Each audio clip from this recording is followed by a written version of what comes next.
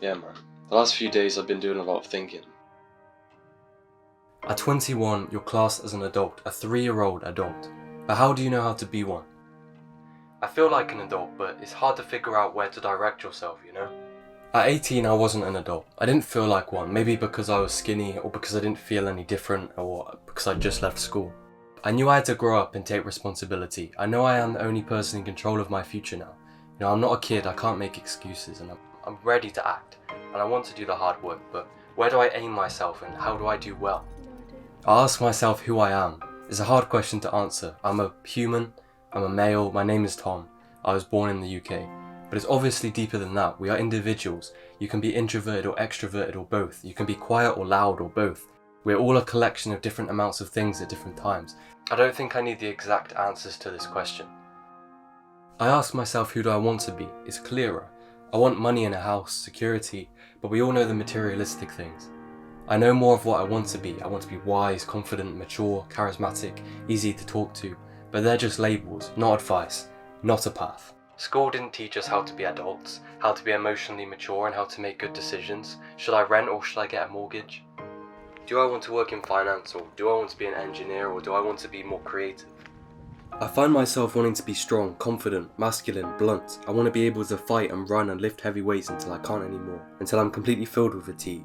And in contrast, sometimes I find myself wanting to feel loved and comforted, and sometimes to express deep emotions. There are slight contrasts between who I want to be and who I am sometimes. How can I be myself if I don't know what that is? And how can I mix that with getting results from the world? If Beauty and the Beast is real, how can I be a tameable monster? It's not being emotionally unavailable, but having an edge. One that you can use at your disposal to know when to be the pillar of strength. Shall we not show vulnerability often or just at the right times? I want to be the fortitude of strength where I am invincible, but not anyone can be that all the time. We can be many things, we aren't one-dimensional, just like how sadness can feel good or bad.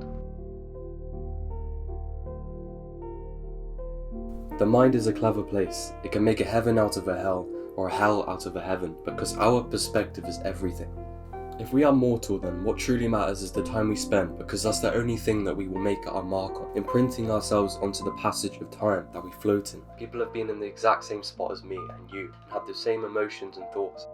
We value things that are difficult to get, like finding love or having a six-pack or money. Why would we value something that is easy if it is common? Hard things take hard work and are rare. Not everyone has a six-pack, and that's why you notice it if someone has one. Not everyone has travelled to Iceland, and that's why you want to ask them about it instead of their trip to the supermarket earlier today.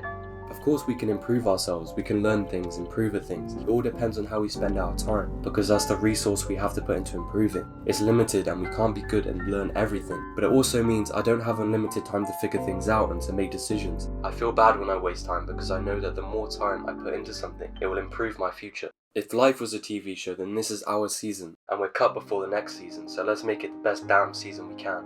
And it makes sense for others to define you and label you quickly. That person is a firefighter, that person has big muscles, that person used to be a professional tennis player. It makes sense because it's how they spent their time most visibly. So I think we should do things that we think are right and that makes sense to ourselves. If it isn't, we can do something else, and then no decision is wrong because it was what you thought was right at the time. Not everything will work out the first time, and sometimes not any amount of time at all, and that's okay. Experiences are important. I find myself sitting in my room a lot, not doing a lot. You know, people would call me a homebody. And time goes quickly because there isn't a lot to look back on and see what I did so clearly. I didn't indent time so profoundly, and that's okay. Life isn't just doing things and being productive, it's how we feel and who we're with. But time shapes us. Experiences allow for new perspectives and for us to evolve into the next version of ourselves. We evolve slightly every day based on our experiences, sometimes a lot more than others if we do something significant. And evolution is progression. Lately I've missed moving to university for the first time. I actually went to Southampton for a month when I was 18, and although I didn't like it at the time, I missed the uncertainty, the excitement, the nervousness, the unfamiliar surroundings. It was just a brand new experience. For me, I need to make a balance between working, experiencing, and socializing. All those things are productive. As long as there is a balance of things, I think it'll be okay. I've got a long way to go. I need to be humble of that fact. A lot of learning, maturing, experiencing. I don't know what this video is, but it made sense to me in this moment of time.